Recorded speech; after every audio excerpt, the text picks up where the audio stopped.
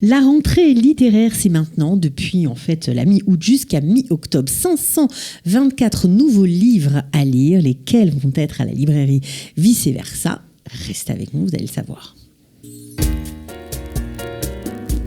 Nathalie Hirschsprung, bonjour. Bonjour Cathy. Alors, 524 nouveaux romans, c'est trop sympa. 524 Ils vont tous être à la librairie ? Ah non, pas tous.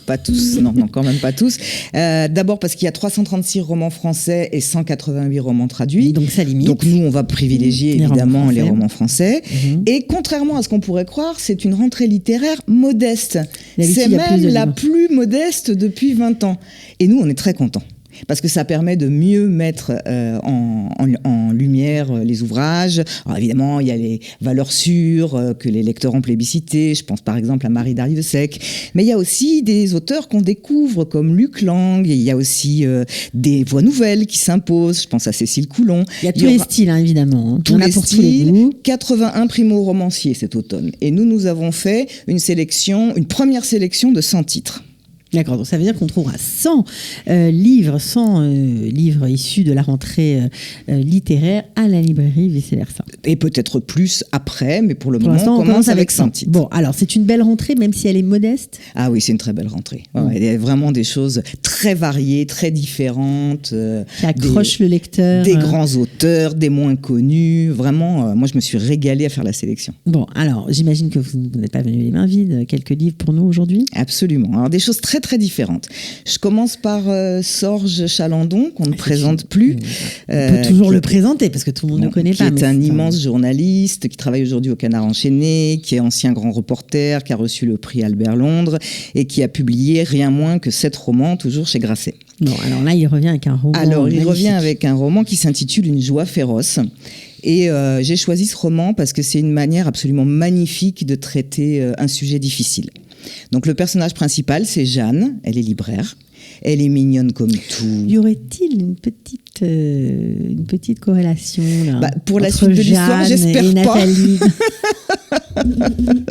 Alors Jeanne, c'est juste ça. Elle est adorable, elle écoute tout le monde, elle est super empathique, elle parle jamais d'elle. Jusque-là, ça va. Elle s'excuse tout le temps. Enfin, c'est une personnalité timide, vraiment adorable et adorée. Et puis, un jour, le verdict tombe, examens médicaux, il y a quelque chose. Donc, ça veut dire, il y a quelque chose, voilà, c'est quelque chose de grave. Et ce personnage, tout timide, tout en douceur, va complètement s'inverser.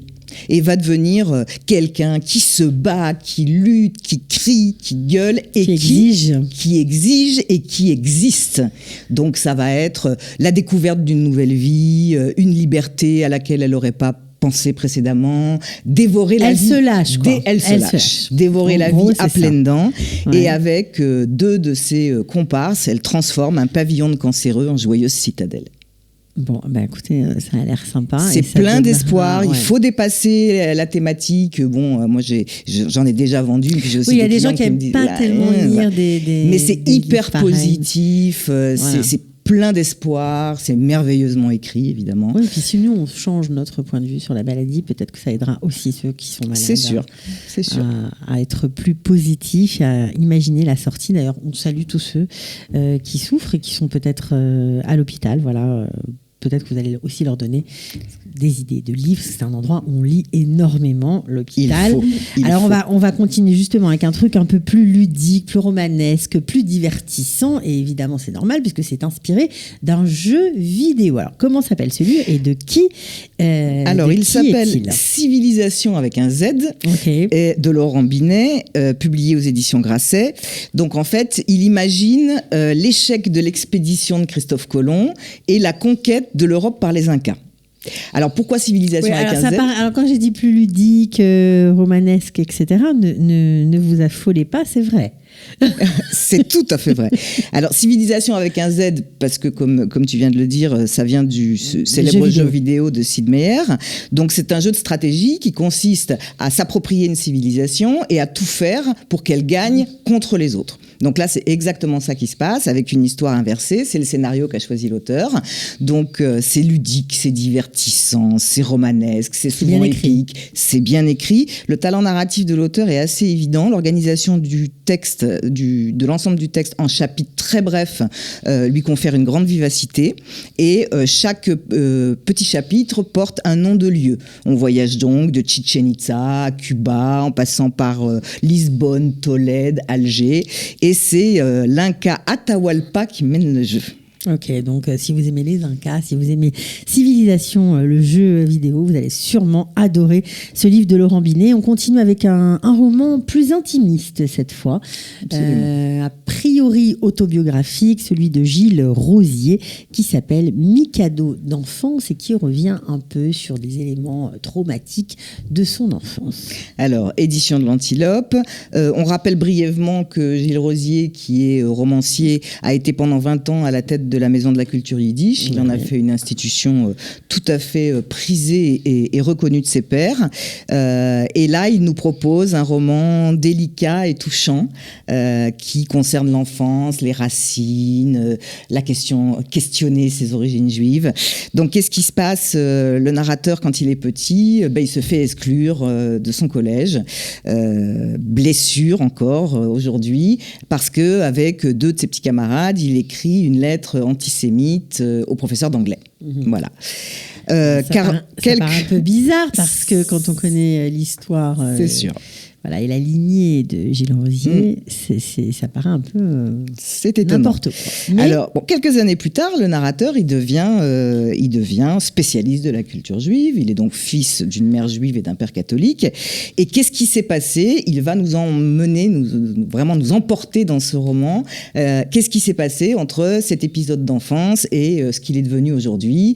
Et comment peut-on répondre à la question tragique que sa mère a posée devant le conseil de discipline? Comment voulez-vous que mon fils soit antisémite alors que mon père est mort à Auschwitz? Oui, c'est ce qui aurait manqué à Yann Moix pour se faire définitivement pardonner. Voilà, on va clôturer la parenthèse d'avoir une mère ou un père juif. Voilà, ça aurait été plus... légitime. Enfin bref, on continue avec un autre livre. Alors là, vraiment, rien à voir. Rien à voir, mais c'est pour les fans de Marlon Brando, puisque le titre, c'est Des derniers jours de Marlon Brando. Voilà, ça c'est aux éditions Stock et c'est écrit par Samuel Blumenfeld, qui est un grand reporter. Et je vais juste citer 4 phrases de l'auteur pour voir... c'est sa spécialité, c'est d'interviewer les stars. C'est ça. Mon métier consiste à rencontrer les stars de cinéma. Je les fréquente car mon journal apprécie le récit de mes fréquentations et la manière dont je traite mes échanges avec les grands de ce monde. Elles me parlent car je sais leur parler et les laisser parler. Ouais, voilà. C'est très, très chouette. Si vous aimez la Polynésie française, si vous aimez la vie tout simplement de cet acteur incroyable. Alors voilà, il le rencontre en 2003 et cet acteur incroyable est devenu une totale épave.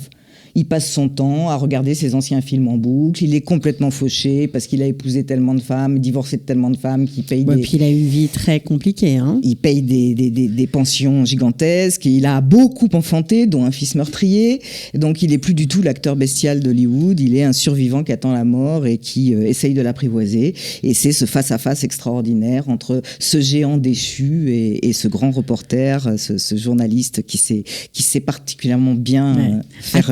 les coups, ça génial. va vous plaire. Alors on va terminer bien sûr en vous disant si vous n'avez pas aimé les livres dont on a parlé aujourd'hui, il y en a plein d'autres, il y en a 100 à la librairie qui vous attendent, des nouveaux concernant la rentrée littéraire. On va terminer avec la rencontre signature, une des spécialités de la librairie Vice et Versa. Cette fois-ci, c'est Meïra Barrère qu'on a eu le plaisir de recevoir ici comme un tison sauvé du feu. C'est son dernier livre, enfin son premier livre en même temps.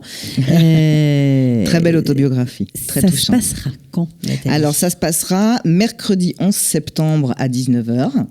Et on est vraiment très, très, très heureux de la recevoir parce que c'est un livre extrêmement touchant. Elle est venue, ma collègue Karine en a parlé ici. C'est le récit d'une enfant cachée, toute l'histoire de sa vie, comment elle est arrivée en Israël, etc. Nous, on a adoré ce livre. Le poids du silence, comment on se libère de certaines choses, comment, au fur et à mesure, on se réapproprie son être, et alors, sa propre existence. C'est un premier roman et vous savez que nous, on est super fans des premiers romans, dans lesquels il y a très souvent des pépites. Bon, alors voilà, une pépite. Merci beaucoup, Nathalie. Merci, Cathy. On se retrouve la semaine prochaine. Absolument. Ciao.